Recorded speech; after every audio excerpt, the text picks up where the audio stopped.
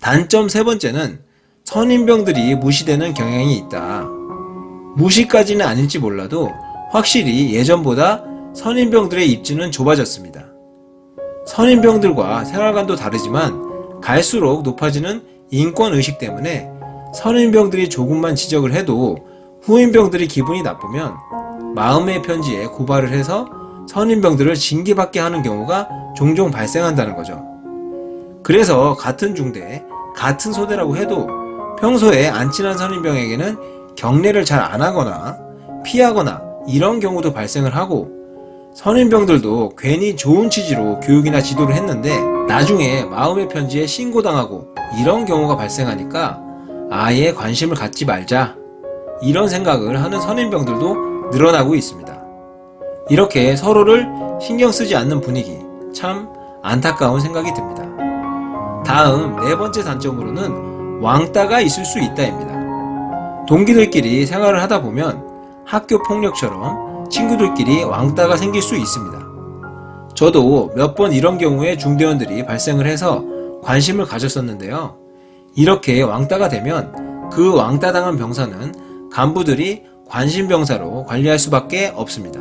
정말 신체 문제, 가정 문제, 애인 문제 등 이런 문제들로 관심병사가 된 병사들도 관리를 잘 해야 되겠지만, 이런 병사들은 혹시나 다른 병사들이 알아도 안타까운 사정이 있구나 이렇게 받아들일 수 있는데, 왕따를 당한 병사는 다른 병사들에게 알려지게 되면 정말 그 본인은 개인적인 충격에서 보통 벗어나기가 쉽지 않습니다.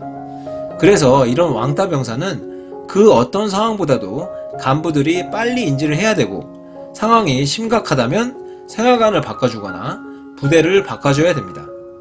안 그러면 자살사고나 탈영사고 등 극단적인 사고로 발전할 수 있기 때문에 신속히 조치를 해줘야 되겠습니다.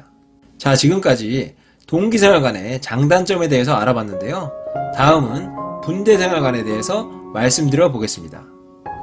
분대생활관의 좋은 점과 안 좋은 점은 대부분 동기생활관 제도의 장단점을 반대로 생각하시면 되겠고, 그래서 분대생활관의 내용은 추가되는 장점 한 가지, 단점 한 가지만 간단하게 말씀드려 보겠습니다.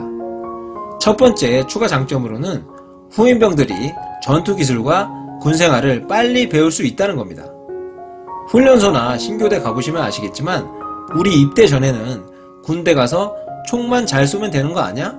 이렇게 말씀하시는 분들도 있고, 그런데 가보시면 아시겠지만 배워야 되는 전투기술과 전투 지식들이 정말 엄청 많습니다.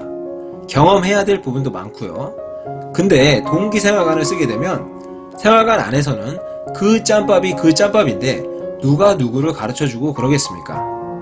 하지만 분대생활관을 쓰게 되면 선임병들이 후임병들의 부족한 부분도 가르쳐줄 수 있고, 막말로 뭔가 가르쳐주지 않아도 선임병들이 하는 일거수일투족의 행동들을 보고 따라만 해도 전투기술 습득과 군생활의 노하우를 동기들끼리 있을 때보다 훨씬 빨리 배울 수 있는 겁니다.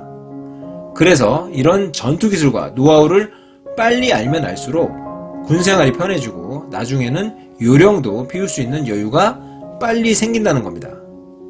다음 분대생활관의 추가 단점 한 가지는 군대의 영원한 척결 과제인 내무부조리에 대한 내용입니다.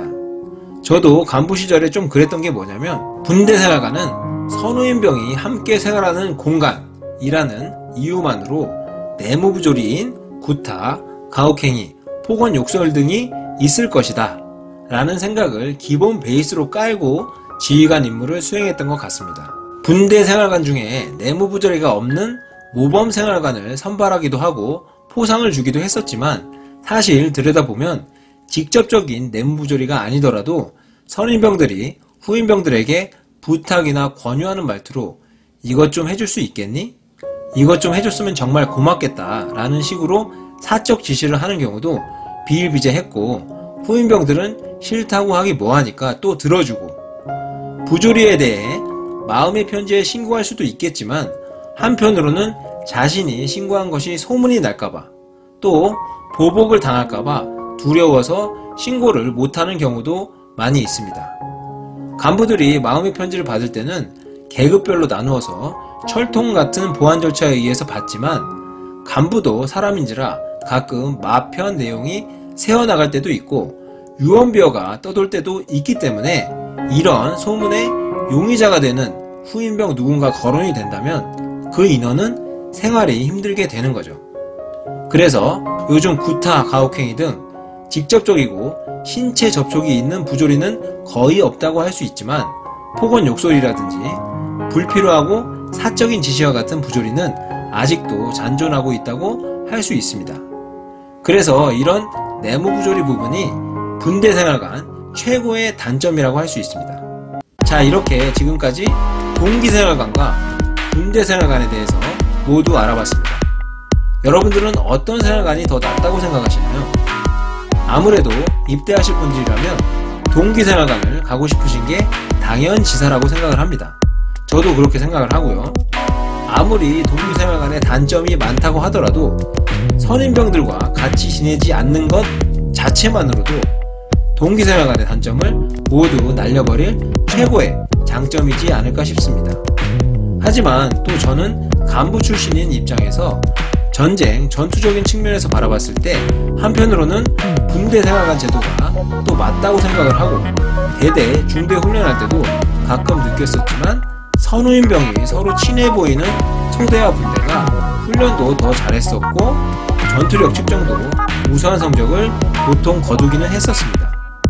그렇다고 동기생활관을 운영하는 부대가 전투력이 항상 낮았다는 것은 아니고요.